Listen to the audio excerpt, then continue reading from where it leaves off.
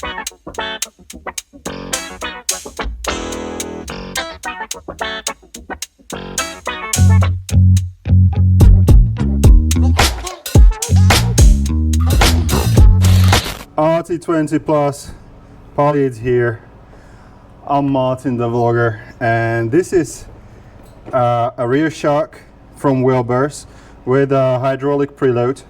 And today's video, it's a bam video, how to change a rear shock on your Can-Am Spyder RT20 Plus. So it will work on all models. 2020, the newer version of the RTs, all the way to 25 including. I have done already, you can find on my YouTube channel, installation on a rear shock for F3S. I have done F3 Limited with a top case and with a pillow. And today we are doing the same installation video for RT20 Plus. Everyone can do this in the garage. It requires some work, some skilled hands, a little bit, not too much, just a little bit, and that's it. Enough of this. Of course, all of the products, all of the Wilbers and anything you see on our bikes, you can buy on MartinTheVlogger.com/shop. We are changing soon to NOBS 3, but not today. And now, really, let's get started.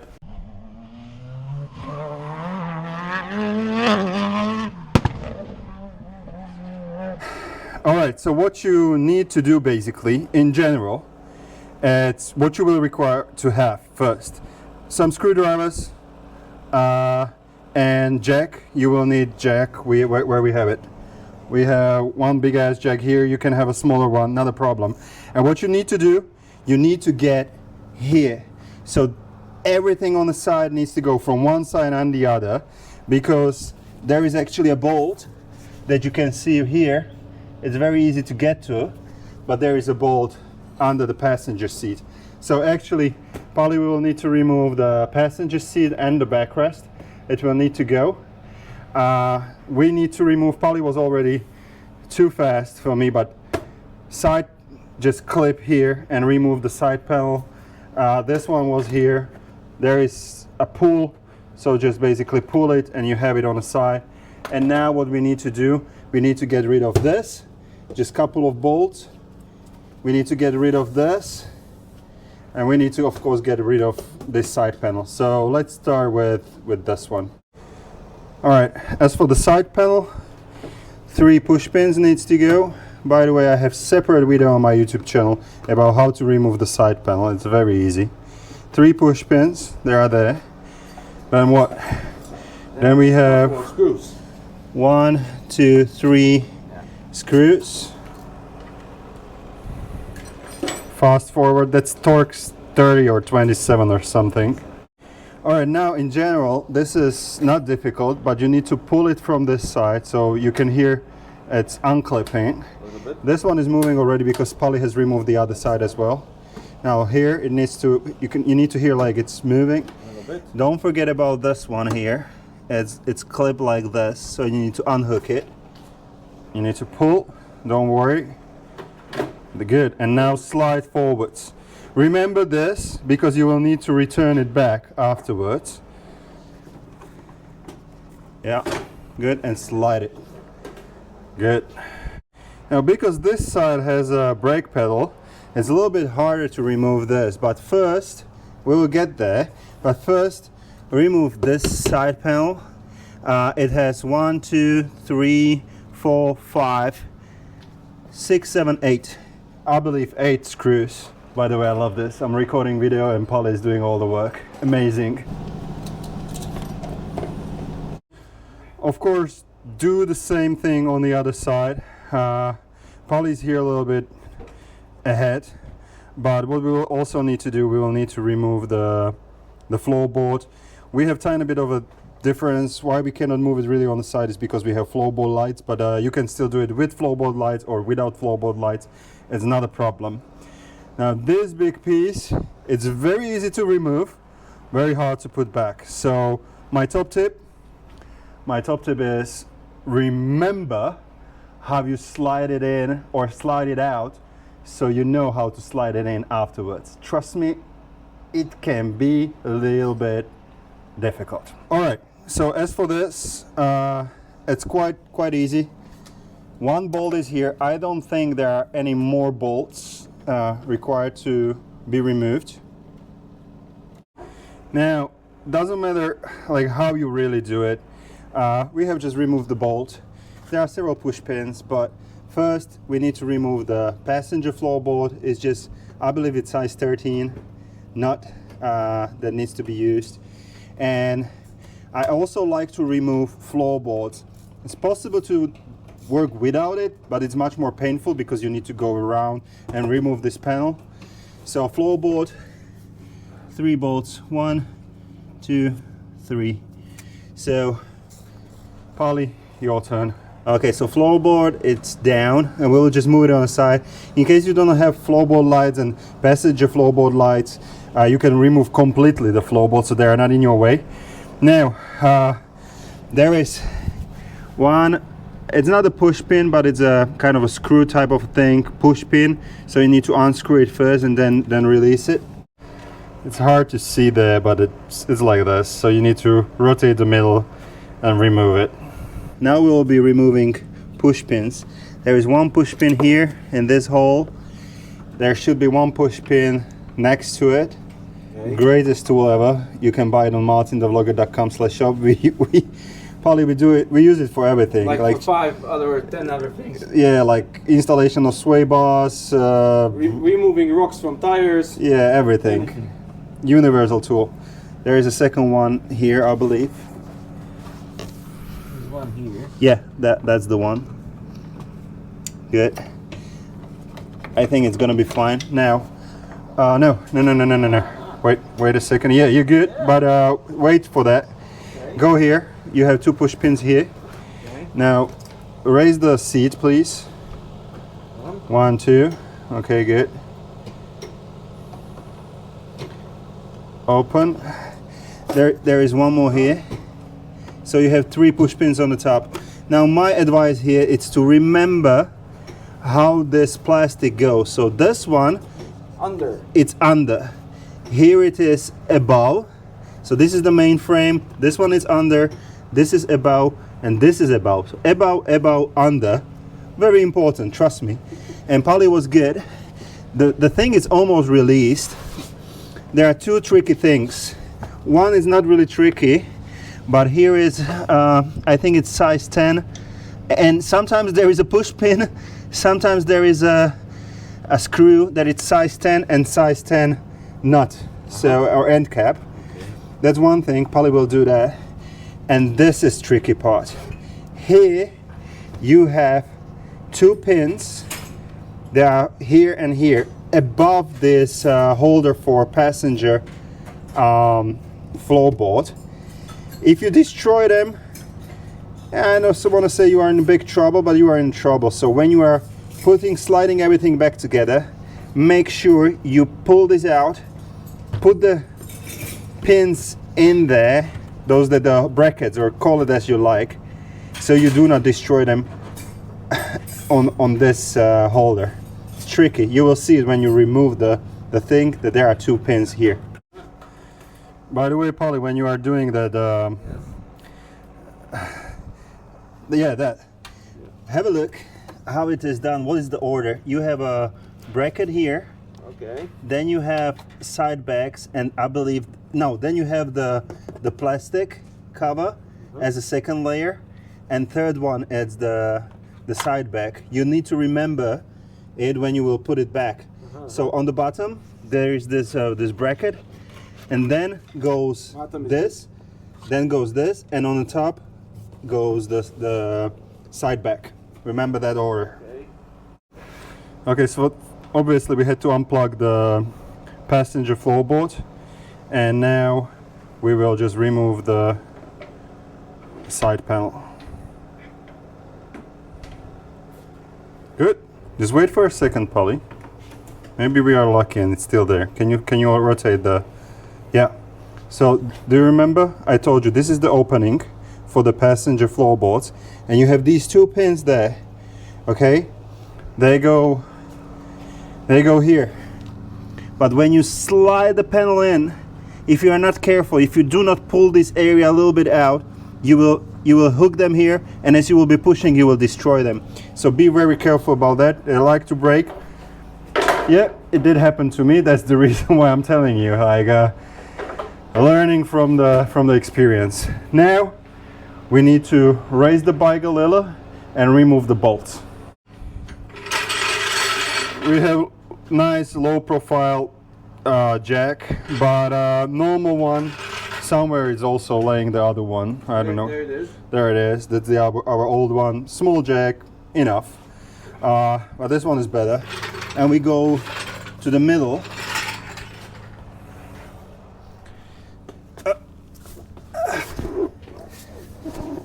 So where are you at? Yeah, against the main frame. So let's do it. And just so we'll be lifting the bike. Hopefully you'll be able to see it. A little bit more. Good, enough? Okay, so we have, that's the reason why we had to do that. It's because you have a pillow there. By the way, in case somebody's asking, pillow, changing rear shock, it has nothing to do with the pillow. Pillow just helps you to go up and down in case you were with or without passenger, you have extra load there. So it just ain't actually helping with the angle. Has nothing to do with the filtration of the bumps, feeling you comfortable and you know, like giving you performance. Has nothing to do with that. It's everything is about shock. That's the reason why we put shocks to all of our tour and rental bikes, 12 bikes or something. So now you have where it is, like you will see right here where I have my finger, there is a bolt. Same, there is a bolt and nut, right?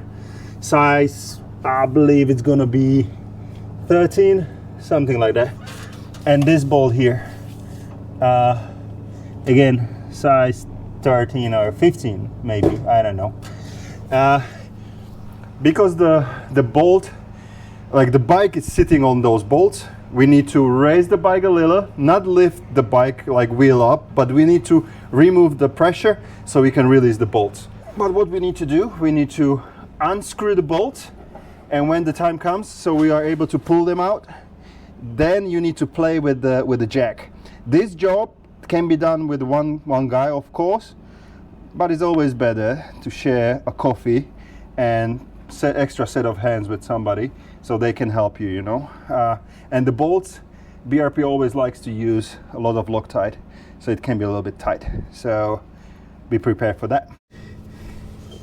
Now you can see the bolt. Can you see the bolt? It's in here. Polly has the screw, and if you have the correct pressure here or no pressure there, you will be able to just pull it and remove it, but we do not have the correct pressure now. Anyway, it's not needed. Let's remove the top bolt and let's then focus on this one. All right, so here's the bolt. It's right over there. I'm using the extender and just like this, and it's much easier here on the top. Polly's of course holding it from the other side. Where's Polly?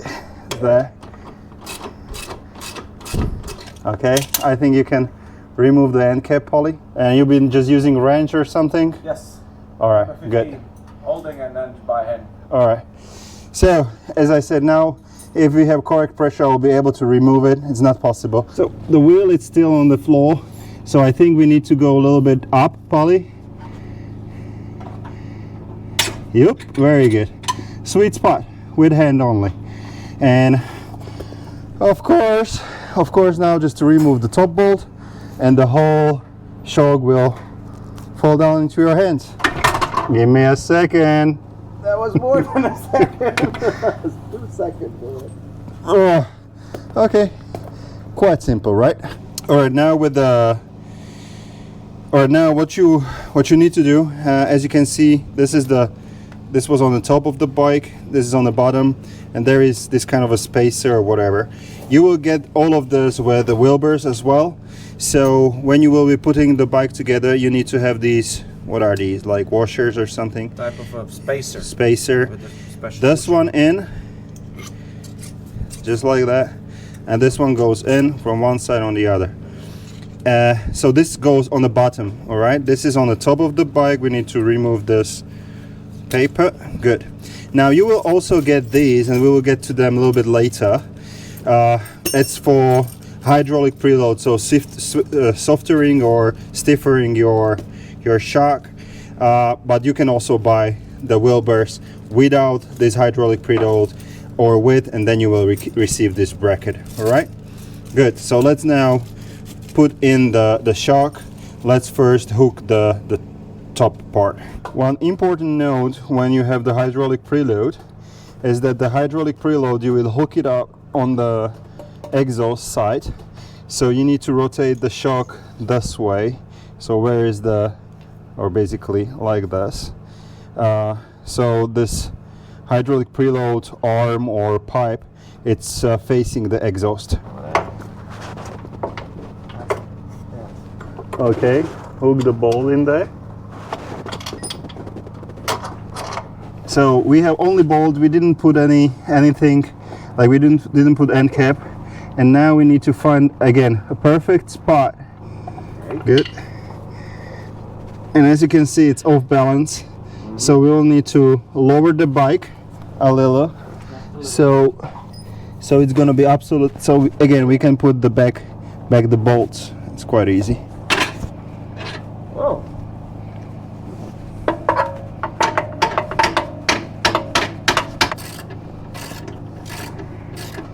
So just na taki moment. Good. Now, if you do not have the hydraulic preload, job is done. You put everything back together. That's the most difficult part, and I will leave you alone. If you have a hydraulic preload, come with me. We have it already on Kraken. So it goes, you need to remove this bolt. Again, same rule, a lot of Loctite, so you may be cursing a little, and it will go from the inner side. All right, so you have the metallic or metal bracket, and so you have your exhaust, it's here, and how it goes from the inside, there is a metallic bracket, and then you have the holder. Okay, so two bolts and holder is from the inside. So metallic bracket is like this, and from this side you hold this hydraulic preload. Okay, so just position it here. It's quite simple. My advice is to first put together the bracket and the hydraulic preload, so it's all mounted together, you don't have to deal with it, and then throw it on the bike. It's very simple. And be careful when you're adjusting it afterwards, tightening it or softening it. Make sure you don't hit the exhaust, but that's quite clear, right? What do you think, Polly? Loctite? Plenty. Basically like that. Yeah, so you put this on from the inside of the exhaust, and then you hold the hydraulic preload. Exactly. So where it is, you need to remove the bolt, so it goes where you have the hook wrench. That's exactly where the bracket will go, but facing out, so exactly like this. You need to put bracket like this, put two bolts, and this will be on the place where there is that hook wrench. Hopefully I'm clear. I don't know, man. Guys, this is absolutely it. The change of the level of comfort. Right now I have invested into remaining 5 bikes that I didn't have Wilbers at the back. That's how much I trust this upgrade. Do it at home because it's a little bit of work, but that's something I absolutely love.